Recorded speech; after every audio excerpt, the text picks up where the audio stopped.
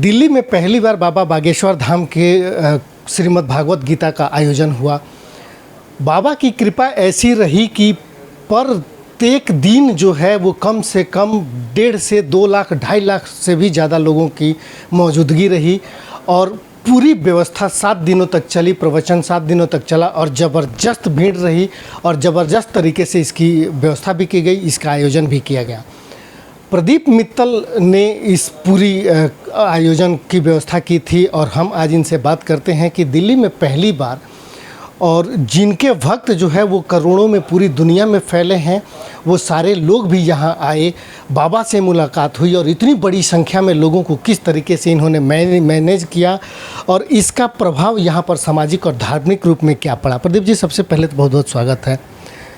बागेश्वर धाम के बारे में किसी भी 10 आदमी में से अगर बात किया जाए तो उसमें से 6 लोग जो हैं वो ऐसे हैं जो बोलते हैं मैं वहाँ का भक्त हूँ।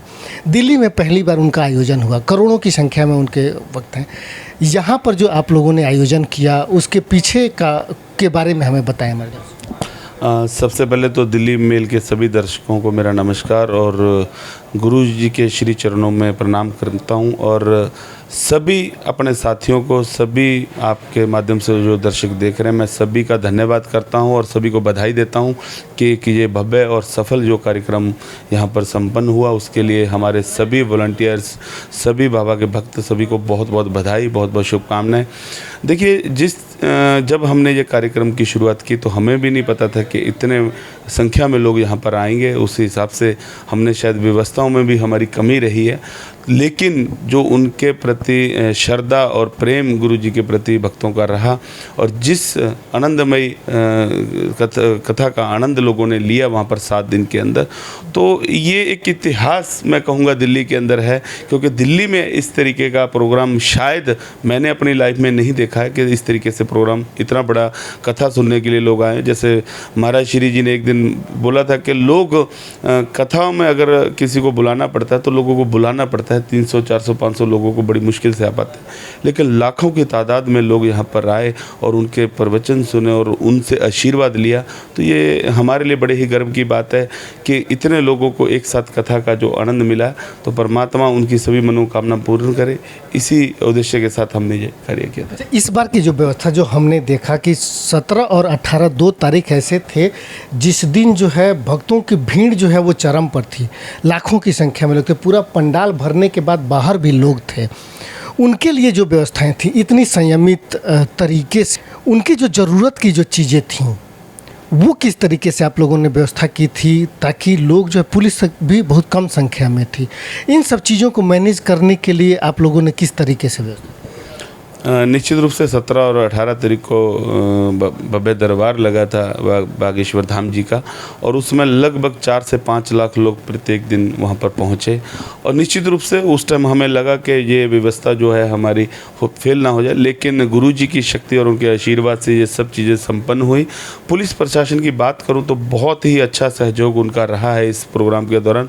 मुझे खुद DCP साहब ने बुला के बोला कि अगर इस तरीके का प्रोग्राम था तो कम से कम हमें पहले बता दिया था, लेकिन मैं फिर भी सैल्यूट करता हूं हमारे पूरे पुलिस प्रशासन को कि उन्होंने, जब मेरी शाम को लगभग उनसे 7 बजे मीटिंग होती है और पूरी रात के अंदर उन्होंने जिस तरीके से मैनेज किया, तो दूसरे दिन हमें उस चीज़ की कोई प्रॉब्लम नहीं आई वहां पर।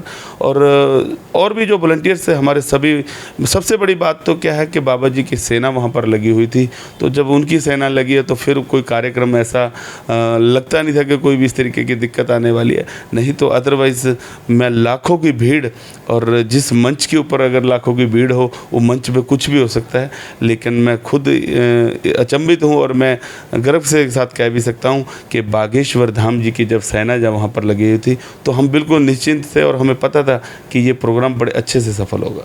यहाँ पर चूँकि दिल्ली का पहला आयोजन था और आपका भी शायद ये इतना बड़ा आयोजन जो है वो शायद पहला ही था, आपको क्या अचंभित करने वाली स्थिति लगी या आपको ऐसी क्या चीज़ें रहीं पूरे पूजा के दौरान जो आपको लगा हो कि ये नहीं हो सकता या ये पता नहीं कैसे होगा और वो हो गया? इसमें सबसे अचंभित करने वाली चीज़ें आपको क्या? देखिए, सबसे बड़ी बात तो ये रही कि बारिश का टाइम था, मंच के ऊपर इतने लोग थे, जैसे हमने ये बाहर जो बैठने की व्यवस्था थी उसमें टेबल वगैरह लगाया था, तो मुझे एक बात का बड़ा डर लगता रहता था कि ये कभी एक टेबल टूट जाए और भगदड़ मच जाए तो क्या होगा, बड़ा मन को रहता था। लेकिन एक विश्वास, एक निष्ठा थी और प्रभु का आशीर्वाद रहा, सब कुछ अच्छा हुआ। और सबसे बड़ी बात हमारे को बड़ा आनंद ये रहा कि लाखों लोग आए, उसमें से अगर हम ये कहते हैं कि 100, 200, 500 लोगों के ऊपर भी प्रभु की कृपा हुई होगी, तो हमारा ये सफल जो प्रोग्राम है ये अपने आप में सफल हो गया। जिस उद्देश्य को लेकर हमने ये काम किया था वो उद्देश्य हमारा पूर्ण हुआ। और प्रभु से यही प्रार्थना करते हैं कि ऐसा आशीर्वाद बनाए रखिएगा। और मुझे सबसे बड़ी बात ये लग रही है कि कुछ लोग ये बोलने लगे कि ये प्लांटेड होते हैं, लोगों को बुला लिया जाता है, वो लोगों को ऐसे बता दिया जाता है। लेकिन दिल्ली के दरबार के अंदर मैंने खुद वो चीज़ देखी कि दिल्ली के मेरे खुद जानने वाले कुछ लोगों को उन्होंने मंच पर बुलाया और उनकी सारी जो व्याख्या थी वो वहाँ पर बताई गई और निश्चित रूप से उनको उस चीज़ का लाभ भी हुआ। और मुझे ये बताते हुए बड़ा गर्व महसूस हो रहा है कि मैं बहुत सारे लोगों से मिला हूँ। उन लोगों ने एक बात ज़रूर बोली है कि किसी ने लहसुन त्याग दिया, किसी ने प्याज त्याग दिया और किसी ने मांस मदिरा को भी त्यागा है। और मैं आपको भी धन्यवाद देता हूँ, बधाई देता हूँ, क्योंकि अभी इस इंटरव्यू से पहले मैं आपसे चर्चा कर रहा था कि आपने भी जो नॉन वेज वगैरह जो मांस मदिरा का सेवन करते उसको त्यागा है। तो ये हमारी एक बड़ी उपलब्धि रही है कि जो गुरु जी का एक बात उन्होंने बोली थी, अपना आशीर्वाद दिया था कि हमारा मकसद ये है कि सनातन धर्म के अंदर ये चीज़ें नहीं होनी चाहिए, इसको ख़त्म होना चाहिए। जिसका भी हम सुधार कर सके उस सुधार के रूप में हमने कार्य किया। और लाखों लोगों में से अब ना जाने वो कितने लोगों ने किया, लेकिन जिससे मेरी बात हुई है लगभग किसी ना किसी का बदलाव जरूर आया है। ये हमारे लिए एक बड़ा आशीर्वाद है। और प्रभु से यही कहते हैं कि जिसने भी उनकी कथा सुनी है, जिसने भी उनको स्मरण करा, और आज भी कार्यक्रम जरूर समापन हुआ है लेकिन आज भी लोगों के फ़ोन आ रहे हैं, आज भी लोग मिल रहे हैं। आज सुबह एक मेरे पास भक्त का फ़ोन आया, बड़ी अचंभित वाली बात बता रहा हूँ कि उसने ये बोला कि मेरी बेटी की तबीयत ख़राब थी और मैंने बाबा जी की बभूत उसको दी और वो पिछले 4 दिन से ठीक है। तो ये बड़ी अच्छा लगता है कि जब इस तरीके से लोगों की श्रद्धा उनके प्रति बढ़ रही है। तो मैं आपके माध्यम से ये भी कहना चाहूँगा, जिस भी साथी को कोई बभूत वगैरह जिस तरीके की भी ज़रूरत हो वो हमसे संपर्क कर सकता है, हम ज़रूर प्रोवाइड करवाएंगे। VIP भी आए, उनके मिलने को लेकर के भी एक चर्चा ये भी है कि अलग से VIP कल्चर को डेवलप किया गया था और बाबा से मिलने के लिए अलग से कुछ व्यवस्थाएं थी। बहुत सारे ऐसे VIP थे जिनको हम लोगों ने देखा भी कि वहाँ आए, उन्होंने कथा सुना और सामने बैठे रहे।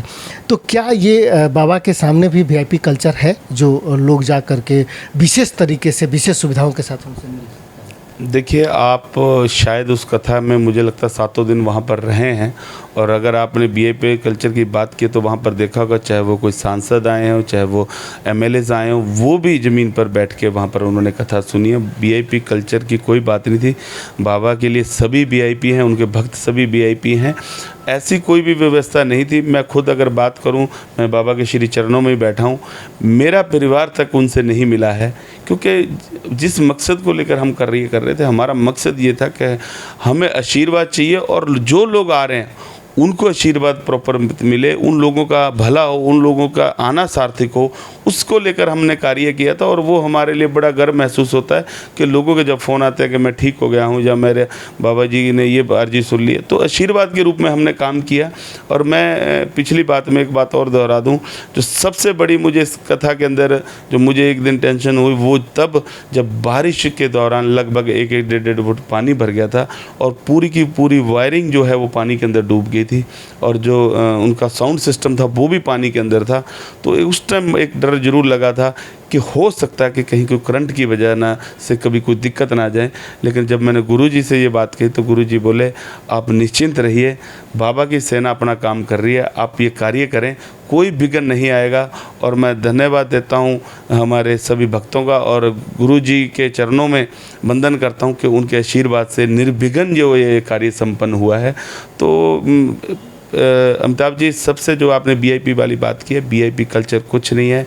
बाबा ने अगर किसी को आवाज़ लगा के पंडाल के बाहर से भी बुलाया है तो वो भी उनके लिए VIP है, क्योंकि अगर उसका सबसे बड़ी बात क्या है, ये हनुमान जी की कृपा से ये अर्जी मंजूर होती है। जिनका वो आदेश देते हैं गुरु महाराज जी, उन्हीं को बुलाते हैं।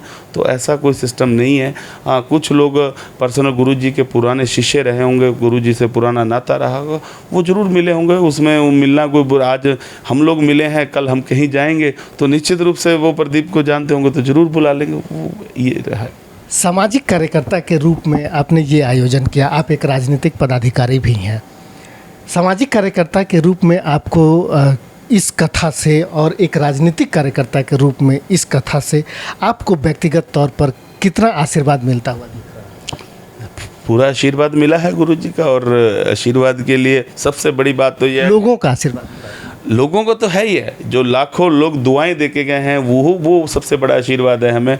मैं जब लास्ट वाले दिन वहाँ पर भंडारा हो रहा था तो लोगों से मिला मैं, तो लोगों छोटे छोटे बच्चों ने मुझे आशीर्वाद दिया। मुझे बड़ा अच्छा आया उस टाइम। मेरे मतलब मन के मेरे शब्द नहीं थे मेरे पास, और एक मन भी भरा है कि क्या मतलब मैंने क्या पाया है। और मैं ये सब चीज़ें अपने माता पिता के श्री चरणों में उनको समर्पित करता हूँ कि उनके आशीर्वाद से ये हम सब इतना बड़ा आज कार्यक्रम कर पाए। और मेरा परिवार जो है हमेशा से धार्मिक और सामाजिक कार्यों में जुड़ा रहा है। उसके साथ ही हम लोग आज ये कार्य करते जा रहे हैं। और प्रभु से प्रार्थना करता हूँ कि अपना आशीर्वाद हम पर ऐसे ही बनाए रखिएगा कि आने वाले टाइम में भी हम ये सामाजिक धार्मिक कार्यों में जुड़े रहें, कभी किसी का बुरा ना हो, ऐसी प्रभु हमें शक्ति दे।